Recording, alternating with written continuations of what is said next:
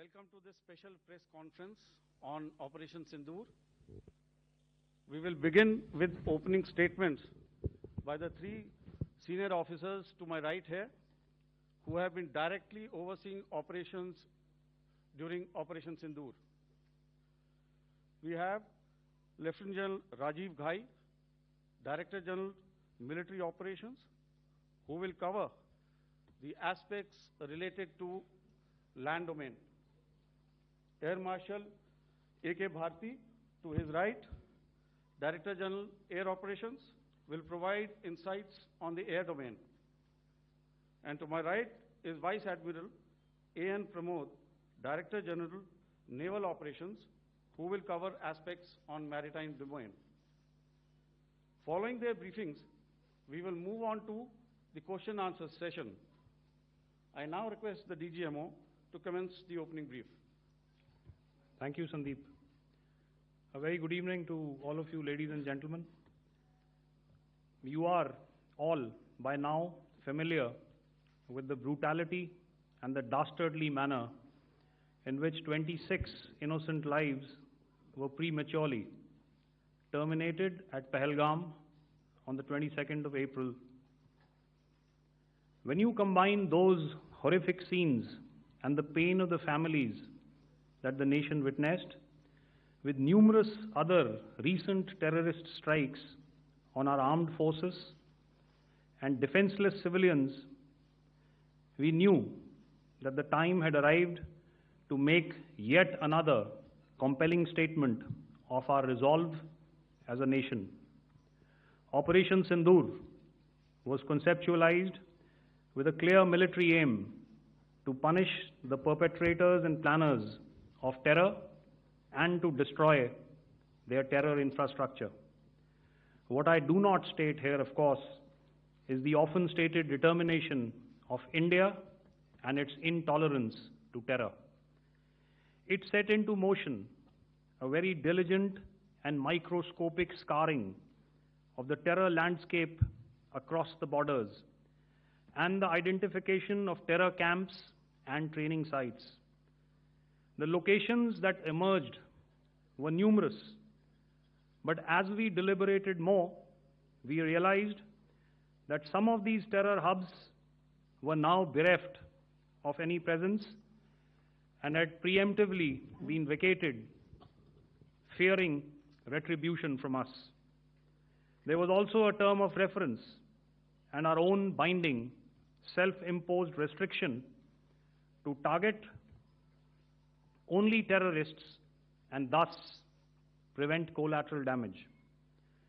There were 9 camps that you are now all familiar with, which were confirmed by our various intelligence agencies to be inhabited.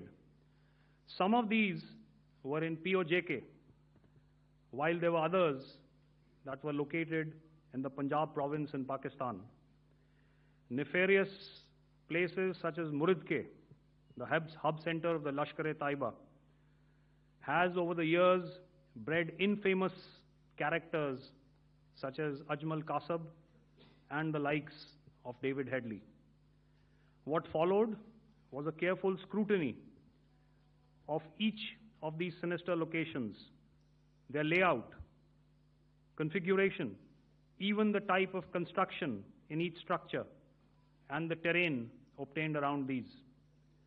This was with an obvious intent to deduce and identify the exact vector that was required for their neutralization, as also the eyes in the sky that we would send up to ensure that we brought back evidence that we had indeed targeted what we set out to.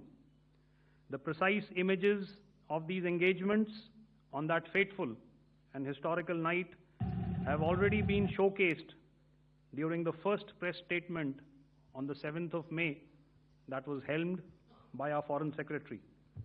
I have no doubt in my mind that we achieved total surprise, and those strikes across those 9 terror hubs left more than 100 terrorists killed, including high-value targets such as Yusuf Azhar, Abdul Malik Rauf, and Mudassir Ahmed that were involved in the hijack of IC-814 and the Pulwama blast. The line of control was also violated soon after by Pakistan, and the erratic and rattled response of our enemy was apparent from the number of civilians, inhabited villages, and religious sites such as Gurudwaras that were unfortunately hit by them, leading to a sad loss of lives.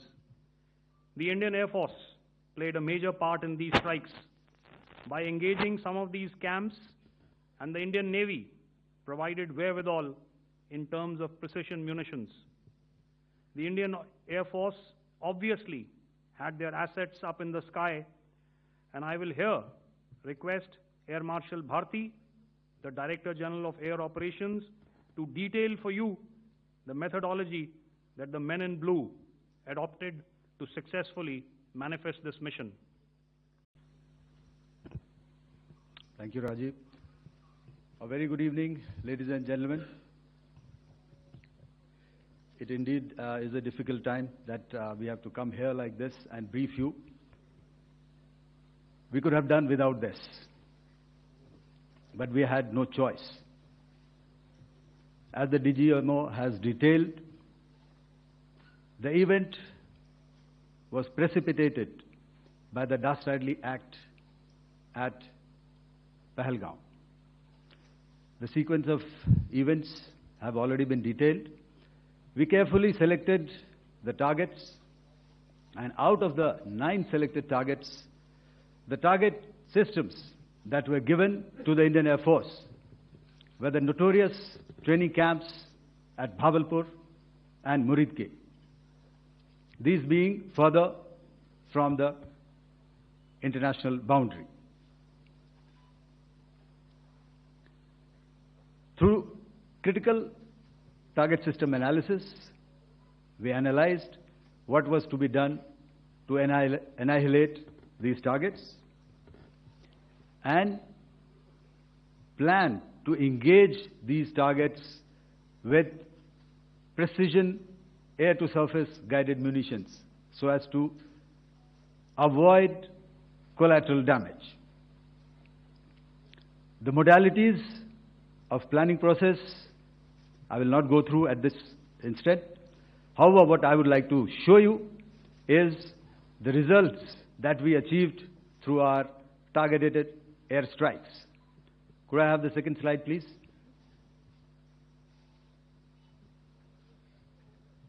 Yeah, change, please.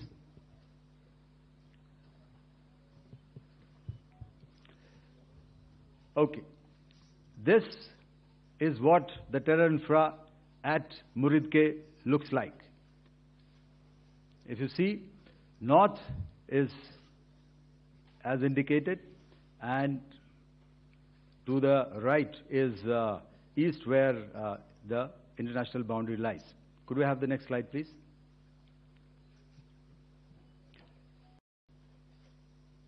Orientating. Just go back to one slide. Okay. Please have a look at this red building, the series of buildings out here, and this empty ground. Next.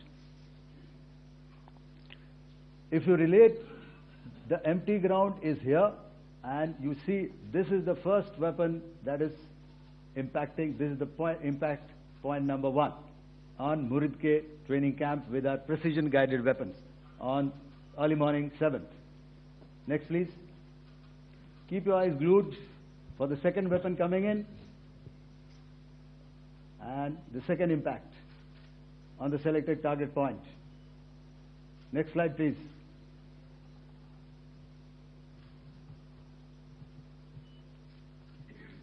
Third weapon, third impact. Continue. And fourth weapon, fourth impact.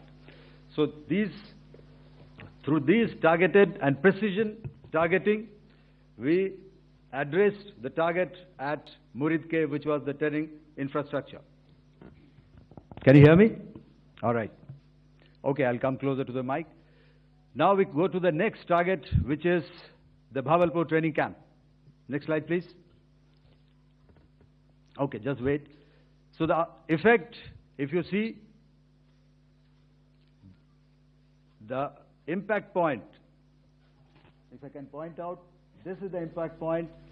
The ammunition has gone through the roof and it has created a blast inside, the photographs of which you would have, all of you would have seen. And the red building, after that, there was this double-story building. It has been completely decimated by precision targeting. Next, please.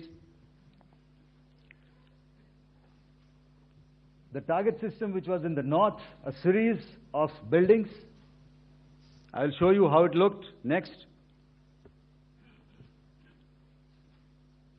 Completely destroyed by our precision targeting. Next. Now coming to Bhavalpur, this is the target complex that we are dealing with, a fairly large target complex. So we had to carefully choose the points that we needed to address, which were high value and which would meet our stated objectives of eliminating the terrorists. I would like to draw your attention to this red canopy, and in relation to that, I would cover the targets. One target system is a series of buildings here, other one here, and other one out here. Next slide, please. This is how it looked before, and this is how the building looked after the impact of the weapon. And orientation in relation to this red canopy, you can see here. Next, please. Before, next, and after. The roofs have completely collapsed. Next. This is the target system. Next. Precision targeting, and we have achieved our objectives here. Next. All right. So that was what we did on the 7th. Our objective was to address these two terrorist camps, and that we did with precision. And thereafter, we maintained a robust air defense posture, because remember, our objective was to target the terrorists and terrorist infrastructure, not any other infrastructure, not the Pakistani military, not the Pakistani any other infrastructure. So that is what we have maintained on the 7th of May. However, what we saw in the evening of 7th of May, we were saturated with a raid of Pakistani unmanned aerial vehicles and small drones. And these came in waves in our civilian areas, over our military installations, and all of them were successfully intercepted. Few of them did manage to land. However, there was not much damage that they did. And we have our robust counter-US hard kill and soft kill systems which did the job. However, the difference here was that we had targeted the terrorists. The adversary now has targeted our civilians and the military infrastructure. So it had to be responded to. So in a quick and calibrated response, that very night, we struck their radar installations at Lahore and close to Gujranwala, the LYT installation, to indicate to him that we are ready, yet we do not want to escalate. Our fight was with the terrorists and not with the Pakistani military establishment. Thank you.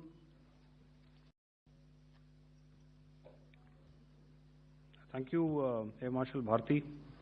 So, ladies and gentlemen, he's outlined operations not only on the night of 6th and 7th of May, when Operation Sindoor commenced, but also on the subsequent night. Being well aware and familiar with the congenital and impulsive nature of our adversary, and even though we did attempt to reach out and communicate our compulsions to strike at the heart of terror to my counterpart in the immediate wake of Operation Sindoor. The request was brusquely turned down, with an intimation that a severe response was inevitable and in the offing. We were, of course, prepared. Operations on the 7th and the 8th, Air Marshal Bharti spoken about. On the night of 8th and 9th of May, they flew drones and aircrafts into our airspace all across the borders and made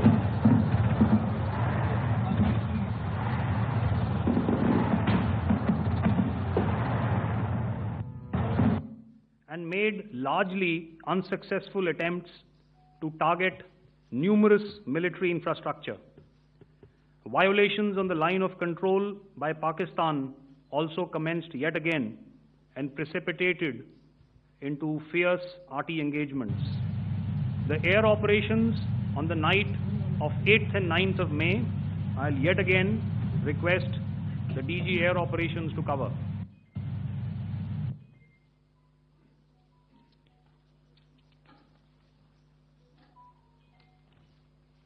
So I just covered what happened on the night of 7th and 8th. What we found that on the night of 8th and 9th, starting as early as 22:30 hours, our cities had a mass raid of drones, unmanned aerial vehicles, UCAVs, starting right from Srinagar, going down right up to Nalia. It was a mass raid in waves, and it was relentless. However, we were prepared, and our air defense preparedness ensured that there is no damage on ground or to any of the intended targets that the enemy might have planned for. The difference between 7th night and 8th night was that on 7th night, he sent in his Jihad class of UAVs, however, these UAVs can go some distance, they are armed. However, on the 8th, less numbers of armed UCAVs were there or UAVs were there, and more numbers of quadcopters, maybe for surveillance or just for harassment of civilians. This continued till midnight. Our air defense preparedness ensured that there was no damage on the ground, either to the military installations or to the civilians. However, the enemy had yet again shown that he wanted to up the ante and he wanted a fight, and we were up to the task. In a measured and calibrated response, we once again targeted his military installations, which included his SAM sites at Malirkant. This also included his surveillance radar sites at Lahore and close to Gujranwala. These were suitably addressed, and thereafter his drone attacks continued even till morning, which we countered, and during the daytime there was some respite. Here I would like to bring out another aspect. What we found was that while the drone attacks were being launched from somewhere close to Lahore, enemy had allowed his civilian aircraft to also continue to fly out of Lahore. Not only his own aircraft, but international passenger aircraft, which is quite insensitive, and we had to exercise extreme caution, even at the cost of some tactical disadvantage, to ensure that there is no damage to any of the civilian aircraft. And this was also brought out in our press briefing during the day. So I will now hand over to my colleague to cover the events of 9th onwards. On land, we also undertook certain measures such as deployment of air defense and electronic warfare assets to establish an integrated grid with the Indian Air Force, and I have seen and heard some of you wax eloquent about the benefits of such an architecture when it comes to negating and combating air intrusions. We also carried out deployment to include movement of our forces in the land, sea, and air domains. The night of the 9th and the 10th of May saw similar intrusions by drones and aircrafts, and this time there was a concerted effort to target airfields and some very, very important logistic installations, albeit yet again unsuccessful and denied gallantly and efficiently, I must say, by the integrated Indian Air Force and Indian Army Air Defense. We further strengthened our deployment and also initiated some pressure points to send a very clear and unambiguous message to the other side to desist from any misadventures on land. Some of the airfields and dumps saw repeated attacks in waves from the air. All were thwarted. The Pakistan Army has reported to have lost approximately 35 to 40 personnel in artillery and small arms firing on the line of control between the 7th and the 10th of May. What the other side had probably also not reckoned with was the speedy and precise turnaround and hit back by the Indian Air Force. And I will yet again ask Air Marshal Bharti to speak about these significant and game-changing strikes.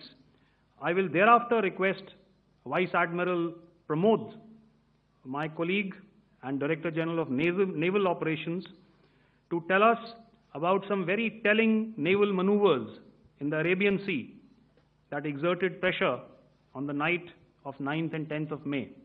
Over to you, sir. Thank you.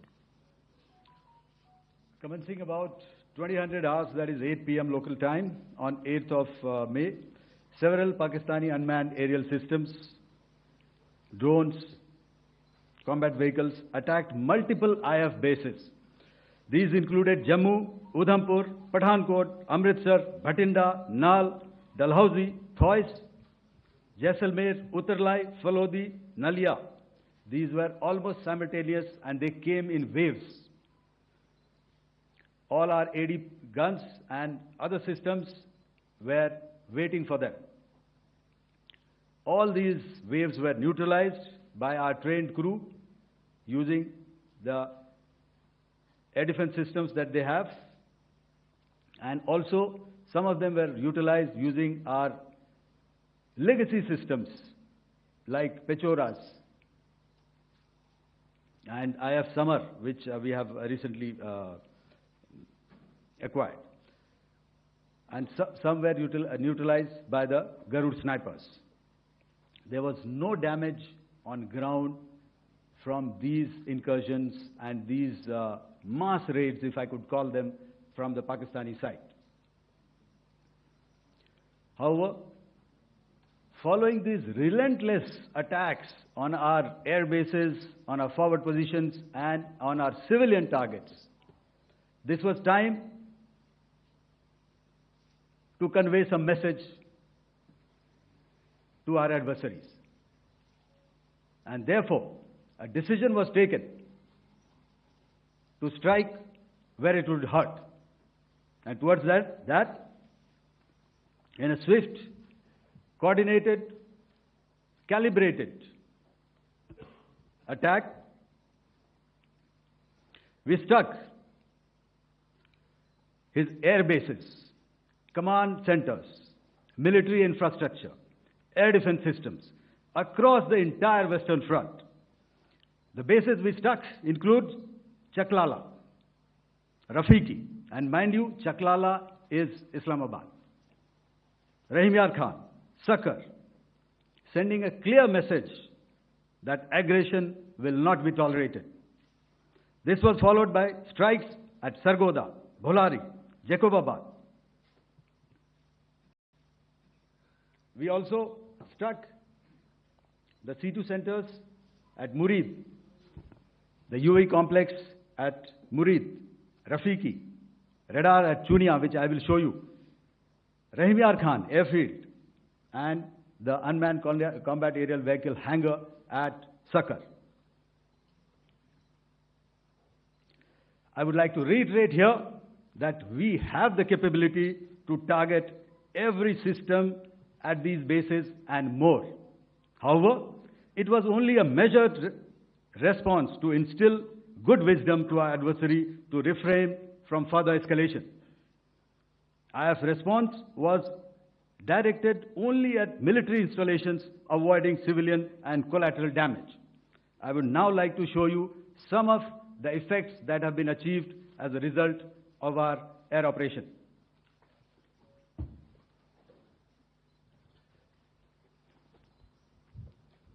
Here is the Pasrur air defense system, if you could see.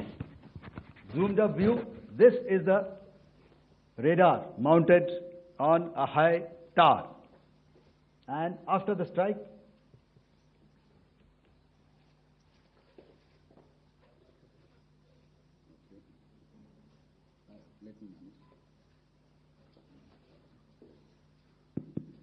thank you. Can you hear me? Yeah, thank you. And after the strike, this is what has happened. This radar has been taken out, completely burnt. Next slide, please. The Chunia air defense radar, which was taken out on 7th and 8th. This is the radar site.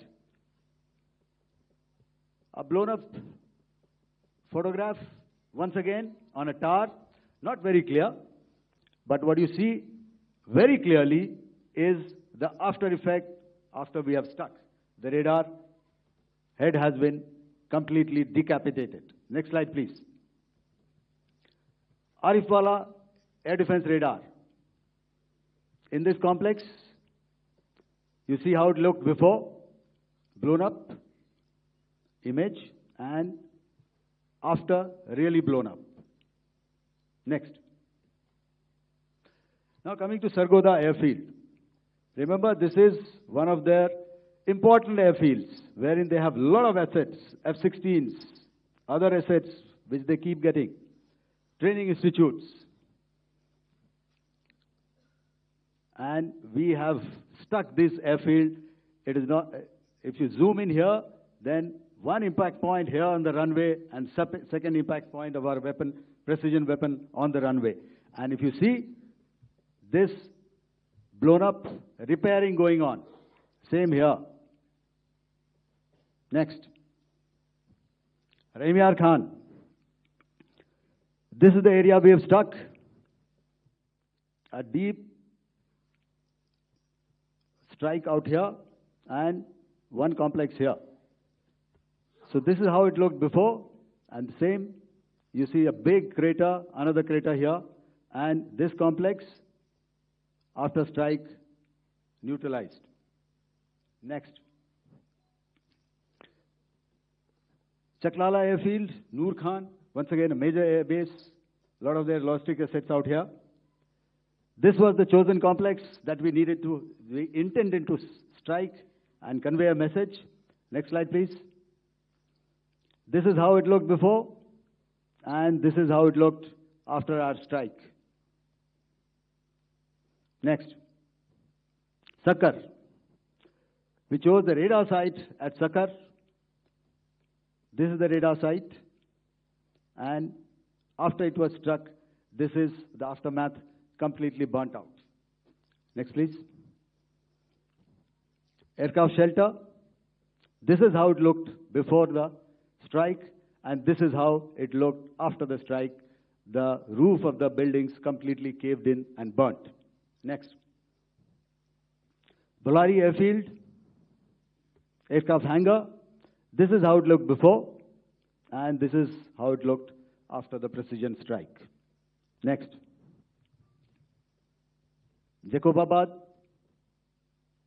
aircraft hangar, and this is how it looked after. Next. So what I'm trying to convey here, ladies and gentlemen, is to start with, our fight was neither with the Pakistani military nor with anybody else who's there on the other side. Our fight was with the terrorists. We neutralized the terrorists that we selected to be neutralized, and thereafter, we only maintained the air defense posture. However, we were relentlessly pounded by waves after waves, night after night, by his UCAVs, by his drones, and by his other unmanned aerial systems. And that left us with no choice but to retaliate, and yet our retaliation was calibrated, it was graduated, and it was proportionate. Thank you.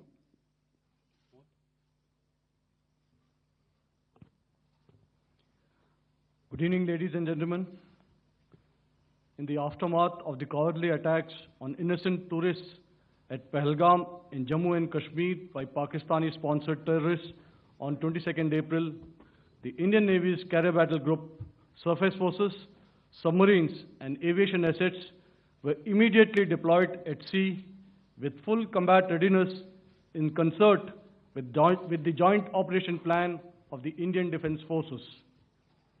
You may be aware that we tested and refined tactics and procedures at sea during multiple weapon firings in the Arabian Sea within 96 hours of the terrorist attack. The aim was to revalidate our crew, armament, equipment, and platform readiness to deliver various ordnance on selected targets precisely. Thereafter, our forces remained forward deployed in the Northern Arabian Sea in a dissuasive and deterrent posture with full readiness and capacity to strike select targets at sea and on land, including Karachi at time of our choosing. The forward deployment of the Indian Navy compelled Pakistani naval and air units to be in a defensive posture, mostly inside harbors or very close to the coast, which we monitored continuously. The Indian Navy maintained seamless maritime domain awareness throughout the duration and was entirely aware of the location and movement of Pakistani units. In effect, we had and continue to have good battle space transparency using our maritime domain awareness grid. As you are aware, our response has been measured, proportionate, non-escalatory, and responsible from day one. Accordingly, the calibrated approach considered all options, including the ability of the Indian Navy for offensive action from and at sea. As part of this escalation control mechanism, the application of force by the Navy was planned in a synchronized manner in coordination with the Army and Air Force, the highlight being teams from the three services working closely in an integrated manner. Along with the kinetic actions by the Indian Army and Indian Air Force, the overwhelming operational edge of Indian Navy at sea contributed towards Pakistan's urgent request for a ceasefire yesterday. As we speak, Indian Navy remains deployed at sea in a credible deterrent posture to respond decisively to any inimical action by Pakistan or Pakistan-based terrorists. Thank you. Samno Varna, Jai Hind. Now I'll hand over to Director General Military Operations for further proceedings. Director General Military Operations for further proceedings. Ladies and gentlemen, on the 10th of May, in the morning, even as we were getting into a huddle to wargame the events of the previous night, a routine exercise, I received a message on hotline from my counterpart in Pakistan seeking my willingness to communicate. Since our initial aim was to strike at terror camps, and all our actions in the subsequent days were in response to the intrusions and violations by the Pakistan Air Force and its army, it was decided that I would indeed speak with my counterpart. You are already aware, I've seen it being covered on national television, that my communication with the Pak DGMO was conducted at 15:35 hours yesterday and resulted in cessation of cross-border firing and air intrusions by either side with effect from 1700 hours, 10th of May, after he proposed that we cease hostilities. We also decided to further speak on the 12th of May, that's tomorrow, at 1200 hours, to discuss the modalities that would enable the longevity of this understanding. However, disappointingly, and must I add, expectedly, it took only a couple of hours for the Pakistan Army to violate these arrangements by cross-border and across the line of control firing, followed by drone intrusions across the expanse of the Western Front through last night and in the early hours of the morning today. These violations were responded to robustly and dealt with as they must be.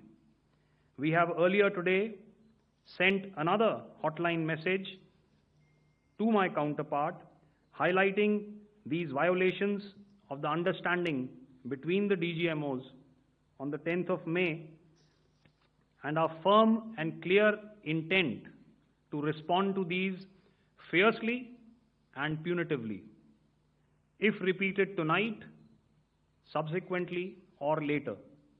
In this regard, I must inform all of you that the Chief of Army Staff has earlier today conducted a security review and has granted full authority to our Army commanders for counter-actions in the kinetic domain in case of any violation by Pakistan. In the end, I pay my solemn homage to my 5 fallen colleagues and brothers from the armed forces and civilians who have tragically lost their lives in Operation Sindoor. Our hearts go out to the bereaved families, and we express our solidarity to them in this lifetime and beyond,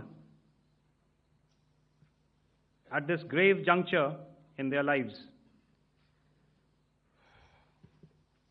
Their sacrifices shall always be remembered and spoken of in glowing terms by a grateful nation. We have thus far, ladies and gentlemen, exercised, and my colleague Pramod highlighted this, immense restraint, and our actions have been focused, measured, and non-escalatory. However, any threat to the sovereignty, territorial integrity, and safety of our citizens will be met with decisive force. Jai Hind. Okay, ladies and gentlemen, we are now open for questions. All right, now, since I would not know all of you, I would expect you to please raise the placard or your hand, and once I indicate, I expect you to please give out your name and the media group that you belong to. Keep your questions short so that we can take as many questions as possible. Also, ladies and gentlemen, kindly bear in mind that confidential aspects may not be answered by the 3 DGMOs. Right. I've got a lot of hands there. Let me start from the left. Left foot always in front when we start marching. So here we have to the left, okay. Yeah, 238.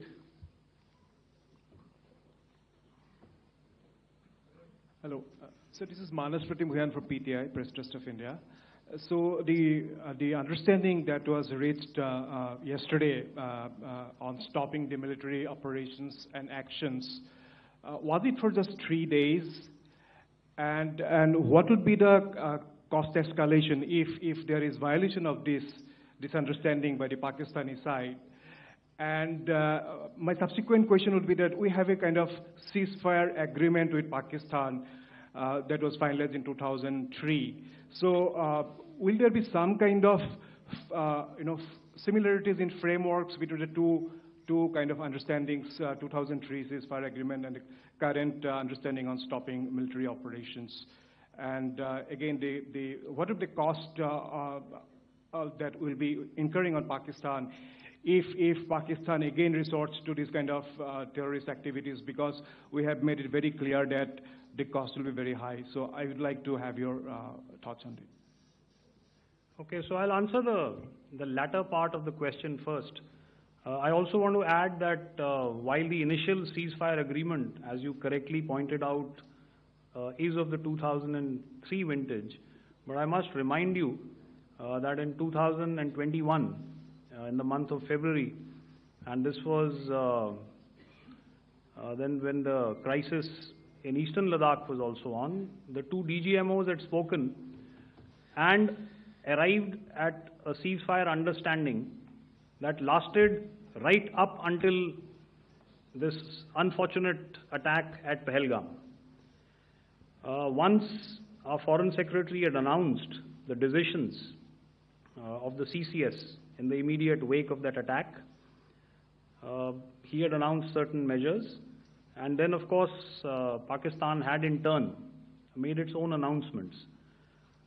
Since then, there have been certain violations of this ceasefire understanding, and of course after the 7th of May, like I pointed out during my statement, that there have been numerous violations on the line of control especially, and of course along the international boundary by the Pakistan Army and the Pakistan Air Force. This understanding that we spoke about yesterday, no, it was not for 3 days. It was first to stop aggressive and hostile activities immediately, let that order and direction settle down for about 36 hours, and thereafter discuss modalities, like I said, to ensure its longevity. That is tomorrow, on the 12th of May. But unfortunately, we had a violation starting at approximately 1900 hours last night. And we've sent a communique, like I said, to the Pakistan Military Operations Directorate. And we will await as to what happens tonight. All right. The cost escalation, I'll leave it to your best imagination. I've already said that the response will be fierce and punitive.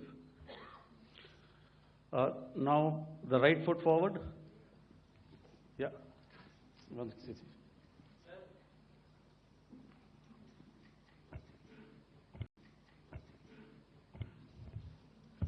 Sir, I am Ajit Dubey from ANI, sir.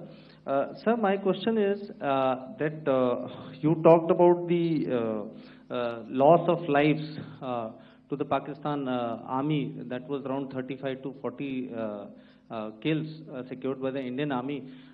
Sir, can you tell us what would be the total loss of life to the Pakistan Army in both Army and Air Force attacks, sir? And how good was the performance of the BrahMos, Scalp and the S-400 during the operations? And sir, since we have just one line, no multiple questions, please. Sir, all right. And since sir, we have achieved such a spectacular, we have made good achievements in this entire operation, can we say that we have emerged victorious, or we have a big upper hand over the Pakistanis in this entire conflict? Thank you very much, sir. So I'll answer the question about the loss of lives on the other side. Of course, there are various means to ascertain that number. There is information from various agencies that come in.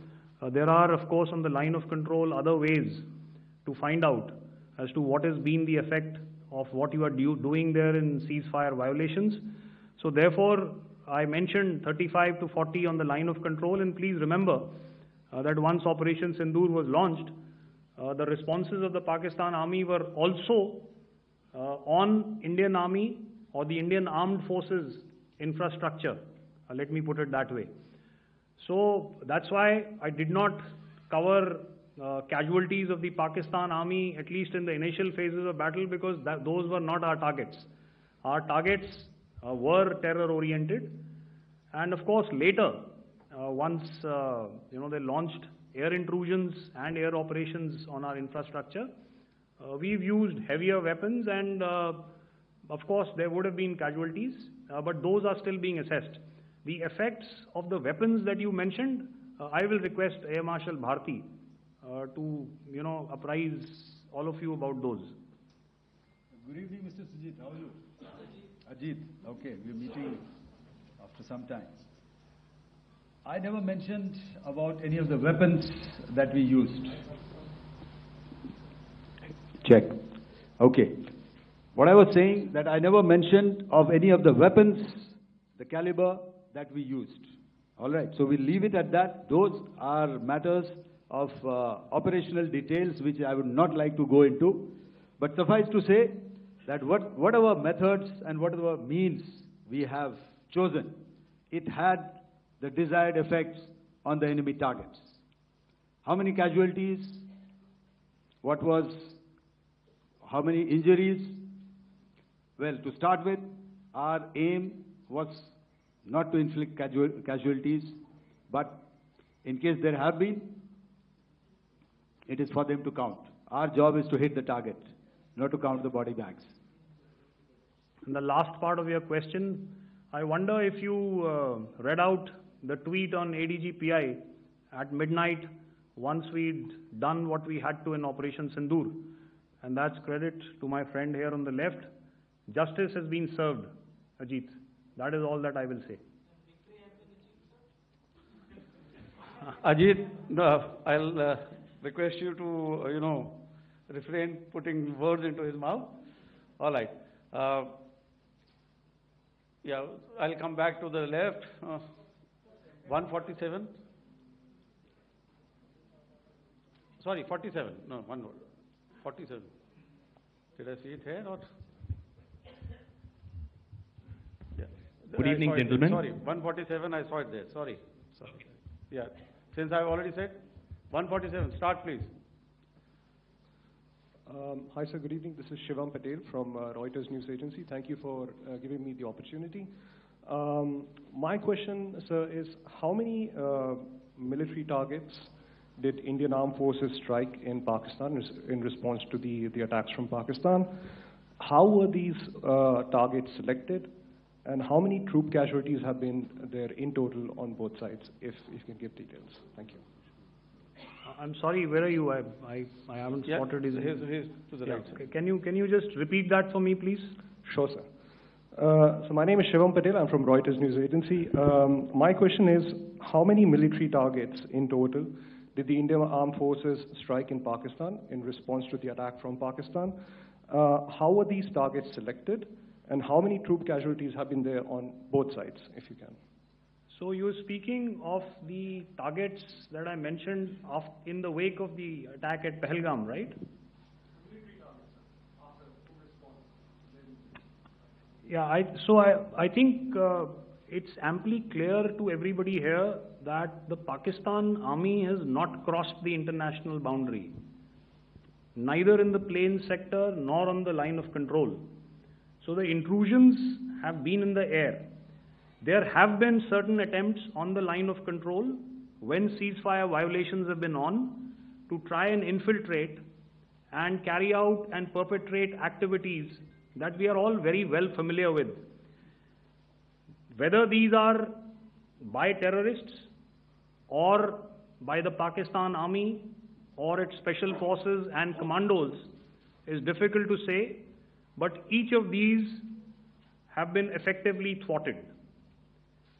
So therefore, as far as engagements of military targets on the other side is concerned, I thought Air Marshal Bharti covered those very well and in detail, and he also mentioned as to how they went about targeting those. I think those images were very clear and very, very graphic in telling us as to what we needed to hit. And you'll remember right at the outset I said that we even went into what was the construction in each of these locations, and therefore decided on the vector that had to be utilized. Please. Okay, if I could add to what the DGMO has said, I have already detailed the targets. Now, whether it is X numbers or Y numbers is that is immaterial. And what damage have we inflicted? You have seen. What are the casualties on the other side? As I said, that is for them to count. As far as we are concerned, from the air defense side, if they had a choice, they would have definitely come in. They are fighters, there are more numbers of UCAVs. It is not that they did not intend to come in. It is only that our robust AD posture prevented them from coming in. So that must be known, and that must be realized by all the audience here. Yeah, I'll come to the left now, 24.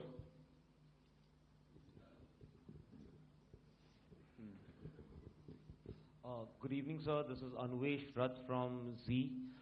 Sir, I wanted to know on the first briefing, which was done by FS and two representatives from Air Force and Army, you showed a list where there was 21 places in that list. You have stuck 9. Are more operations going to be held? Is Operation Sindoor still on? And the second question, thank you, sir. Thank you so much. And also, I want to congratulate all three of you for a fantastic operation that you guys have done. Thank you so much. Thank you so much for that one question. Yeah. Sir, the question. Unfortunately, Rath, is that your name? I'm sorry. You know, as far as operational details are concerned, I am not in a position to share those right now. But I think I'll take a cue from Pramod. You know, he said towards the end that the Indian Navy is still in a posture that is deterrent. And I have already made it very clear towards the end of what I said that it's only a couple of hours ago that the Chief of Army Staff has carried out a security review, and he's authorized our Army commanders to deal with violations of any kind from across the borders in a manner that they deem fit. So again, to reiterate, the response will be fierce and it will be punitive.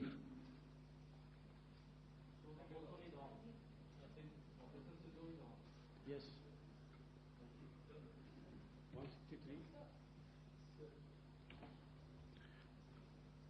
I'll go back this side now. Yeah, 255. She said middle wale kya karenge, so 255. Oh, sorry. Good evening, sir. Yeah, I'm Shailesh from National Defense. Please allow me, first of all, to pay my gratitude for protecting us Indians. Thank you very much. Sir, since the enemy has been talking about taking down our aerial platforms, it would be deemed fit in case we can reveal that we have taken down their fighter jets. What could be the number? Though you said that they may be not good to reveal the platforms, but since this has come from various quarters in Pakistan, so I believe that we need to answer, in case if you can, sir, if you may allow. The question is for me? Yes, sir. Okay, and if I get it right, you want to know how many of their planes we have downed? Yes, sir. Yes, sir. All right. See, as I said, their planes were prevented from coming inside our border. All right. So we do not have the wreckage with us, but definitely we have downed a few planes. Numbers, we would not like to hazard a guess out here. Okay. I have the numbers. Okay, and we are getting into the technical details of it to establish it. So I would not like to put a figure at this time, but definitely there are losses from their side which we have inflicted. Were they, please don't ask. Were they fourth generation plus, sir? No, see, you're putting words into my mouth. Why do you say fourth generation? Let us make it high tech. Thank you so much. All right.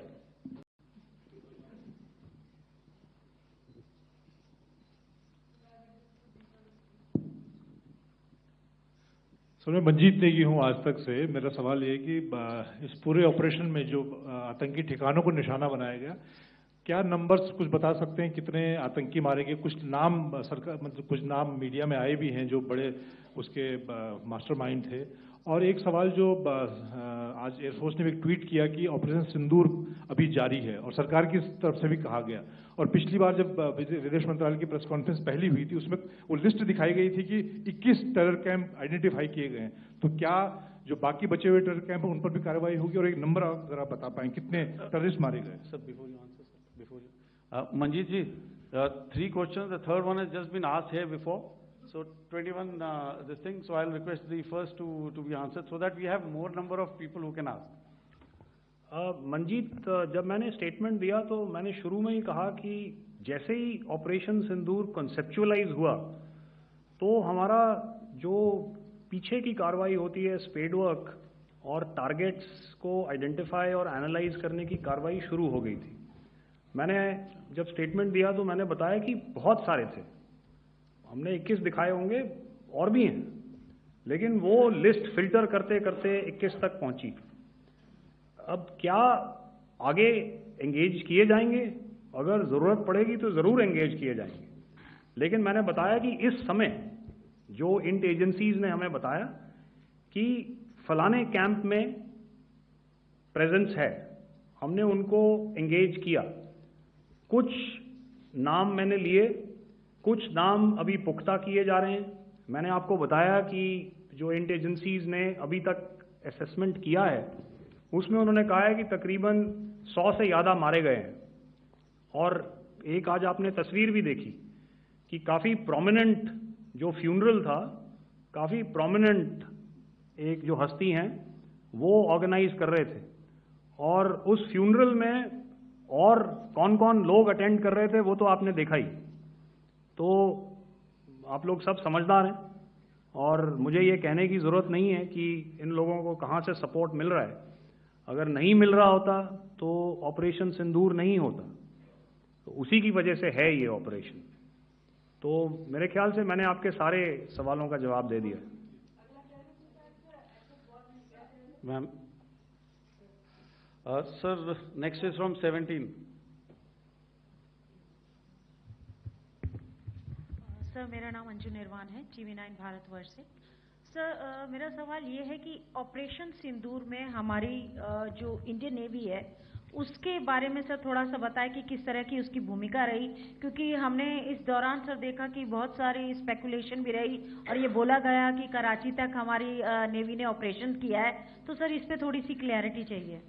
और sir हमने कौन कौन से fighter aircraft down किए हैं, अगर उसका भी थोड़ा सा क्लैरिटी मिल जाए तो अच्छा रहेगा। तो मैं आपका पहले सवाल का जवाब दूंगा।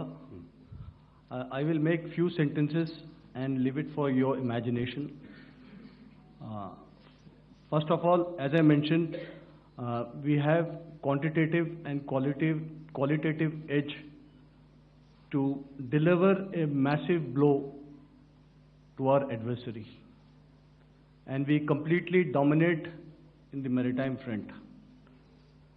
Indian Navy's action is part of the escalation ladder mechanism which we have worked out amongst 3 services. This time, if Pakistan dare take any action, and Pakistan knows it, what we are going to do. That's all. Okay. आपके सवाल का जवाब मैं पहले दे चुका हूं। आपके सवाल का जवाब मैं पहले दे चुका हूं, इसलिए मैं बस उस तक ही सीमित रखूंगा और इतना कहना चाहूंगा कि आने वाले दिनों में आपको खुद ही पता चल जाएगा और ऐसी बातें छुपी नहीं रहती हैं, तो पता चल जाएगा। So at this time we'll just let it be. Okay, ladies and gentlemen, we have 1 or 2 more questions, sir. So please, they are going to be outside. You can speak to them there also. 104.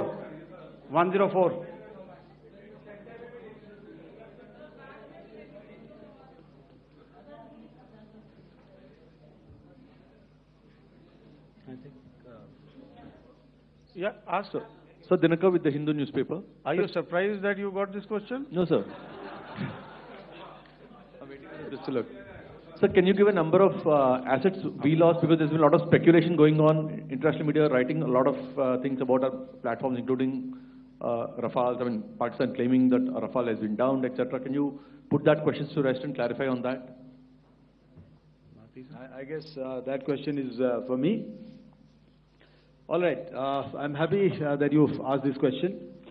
You know, we are in a combat scenario, and losses are a part of combat.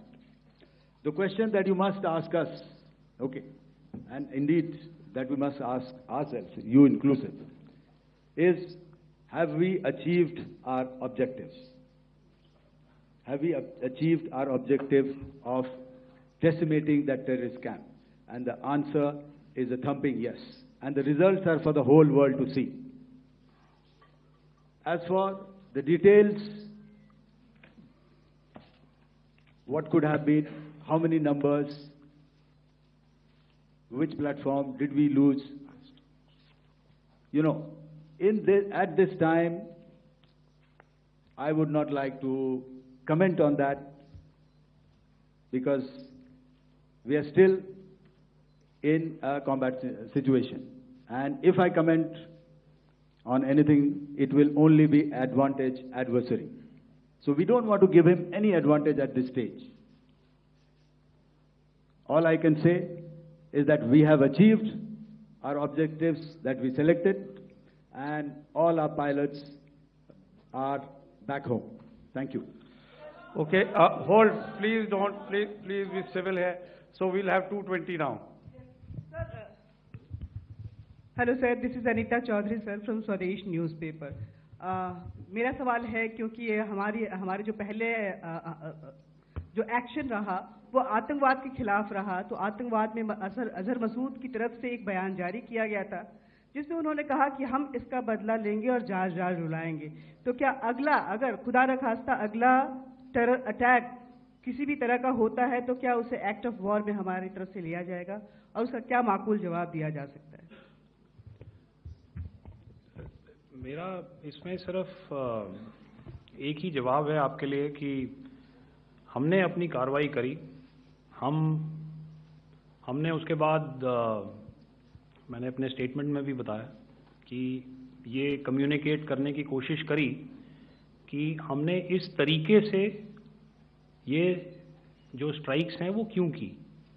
लेकिन जो हमारा adversary है उसने जैसे मुनासिब समझा वो कार्रवाई करी। तो आपने देखा कि ये जो एक्टिविटीज़ चल रही हैं 3-4 दिन से, ये कोई वॉर से कम नहीं है। नॉर्मल सर्कमस्टांसेस में एक दूसरे देश की एयरफोर्सेस हवा में नहीं उड़ती हैं और एक दूसरे के ऊपर स्ट्राइक्स नहीं करती हैं। हर रात इंट्रूजन्स नहीं होते हैं। लाइन ऑफ कंट्रोल पर सीज फायर वायोलेशंस, आपके एक साथी ने सवाल पूछा था शुरू में, एक सीज फायर अंडरस्टैंडिंग था, वो भी जा चुका है। उस सीज फायर अंडरस्टैंडिंग के जाते जो फायरिंग हो रही है लाइन ऑफ कंट्रोल में, उसमें घुसपैठ की कोशिश हो रही है।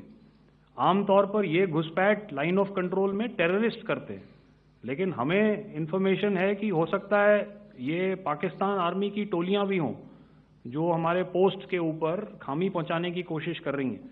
तो ये सारी एक्टिविटीज़ तो वॉर में शामिल हैं। तो ये कहना मुश्किल है कि आगे क्या होगा, वो स्पेक्यूलेटिव जोन में आ जाता है और मैं स्पेक्यूलेट नहीं करना चाहता हूँ। हर एक सिचुएशन अलग होती है और उससे एक तरीके से डील किया जाता है। सर मैं एक सवाल इसका मैं जवाब देना चाहता हूँ, 1 मिनट। हम जो मिलिट्री होता है, our main job is to prevent war and maintain peace and stability. So it is not that our response is a graded response. That means अगर किसी ने किया तो उसको ग्रेडेड उसमें किया। जैसे टेररिस्ट एक्शन हुआ तो what we did is the terrorist action and we destroyed all the terrorist camps. उसके बाद आपने देखा कि उनने थोड़ा सा कोशिश किया तो हमारे एयरफोर्स एंड आर्मी ने क्या किया, तो मिलिट्री टारगेट्स हैं उनके ऊपर थोड़ा। So our aim is to maintain peace and tell our adversary that you do this and the response will be bloody. Okay, now as per the, please, we'll have 166 and 25, and after that no more, please. Sir, Sir, this side. Ladies and gentlemen, please maintain, Sir, I this request side, you to sir. please be quiet. Jal Ghai? No. This side, sir. We have only two Sir. questions left, 166. Okay, sir. Yeah, please ask. So I'm Rahul Singh from Hindustan Times, sir. So you were totally on top of the game in the kind of losses you've inflicted on the enemy. I mean, we saw the slides and everything. So it kind of comes across that you were batting it 99 and you decided to declare your innings. What are your thoughts on that, sir? And do you think, are you weighing the option of the Pakistan army using this time, buying this time of the so-called ceasefire or the understanding? And you talked about how they could not be trusted. So buying time to kind of build up their war reserves, getting stuff from their friends like Turkey or China, are we considering that possibility, sir? Look, see, the call came from the Pakistani side to speak about cessation of hostilities. What pauses mean during such conflicts is known to everybody. You know, I don't want to go into the pros and cons of how preparation for war is made. You know, that is a process in itself. But I think my senior colleague here, the DG Air Operations, spoke, or he alluded at least, you know, to what this operation was precisely and specifically meant for. And I think that's something that we achieved, you know, right at the outset. Had we had the option not to go further, we probably wouldn't have. But we've been compelled to be in this situation. And as you've seen, the armed forces of India, and you know, you've got the three Director Generals sitting here, we are always prepared to face any eventuality. And like I said, that's for the sovereignty, the territorial integrity, and the safety of our citizens. So whatever has to be done will be done. You know, I'm not so concerned about what Pakistan will do in this time. I'm only concerned about what we will do. We have a roadmap and a plan, and we will follow it diligently, and we will follow it to the T. You know, that's the contention that I want to make here today. Ma'am, please. Okay, the last question, and ma'am, 25, she has been she's been asking since the first one. Sir, I'm Nandita. Sir. She's not asking a question. Sir, I'm Nandita Dagar, DAGAR from DD News and DD India. Sir, I wanted to ask you that my question is to General Ghai. Sir, you spoke to your counterpart yesterday and the Pakistani counterpart.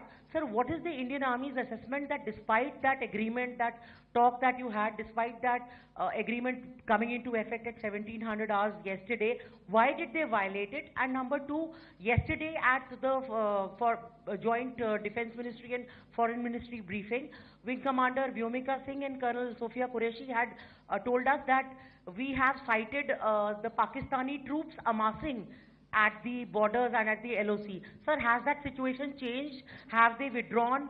And sir, if in case, despite, now there is a lull of course, but if tonight again, if the enemy again carries out shelling and aerial intrusions through drones, what is going to be our response, sir? Thank you. So without outlining the specifics of that response, I've already made it clear that there will be a response and it will be fierce and it will be punitive.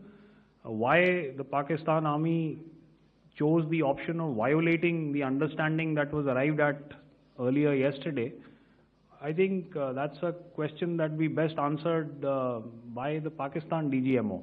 I wouldn't be able to, give you that.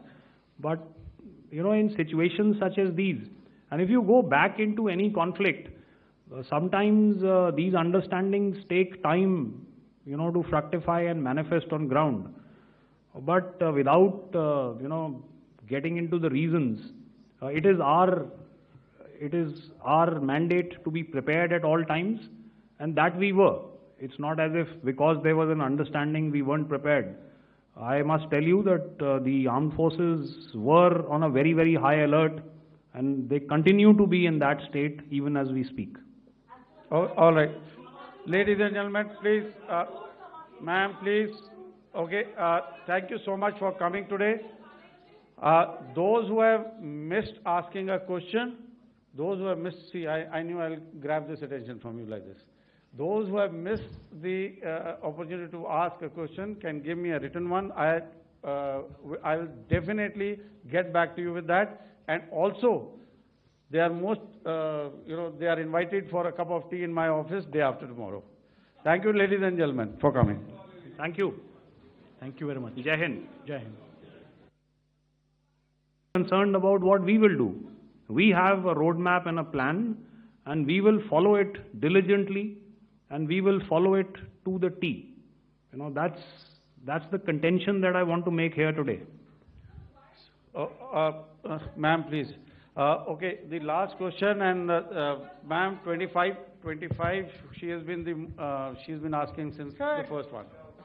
Sir, I'm Nandita. Sir. She's not asking a question. Sir, I'm Nandita Dagar, DAGAR from DD News and DD India. Sir, I wanted to ask you that my question is to General Ghai. Sir, you spoke to your counterpart yesterday and the Pakistani counterpart. Sir, what is the Indian Army's assessment that despite that agreement, that talk that you had, despite that agreement coming into effect at 1700 hours yesterday, why did they violate it? And number two, yesterday at the Joint Defense Ministry and Foreign Ministry briefing, Wing Commander Vyomika Singh and Colonel Sophia Qureshi had told us that we have cited the Pakistani troops amassing at the borders and at the LOC. Sir, has that situation changed? Have they withdrawn? And sir, if in case, despite, now there is a lull of course, but if tonight again, if the enemy again carries out shelling and aerial intrusions through drones, what is going to be our response, sir? Thank you. So, without outlining the specifics of that response, I've already made it clear that there will be a response and it will be fierce and it will be punitive. Why the Pakistan Army chose the option of violating the understanding that was arrived at earlier yesterday, I think that's a question that we best answered by the Pakistan DGMO. I wouldn't be able to, give you that. But, in situations such as these, and if you go back into any conflict, sometimes these understandings take time, to fructify and manifest on ground. But without, getting into the reasons, it is our mandate to be prepared at all times, and that we were.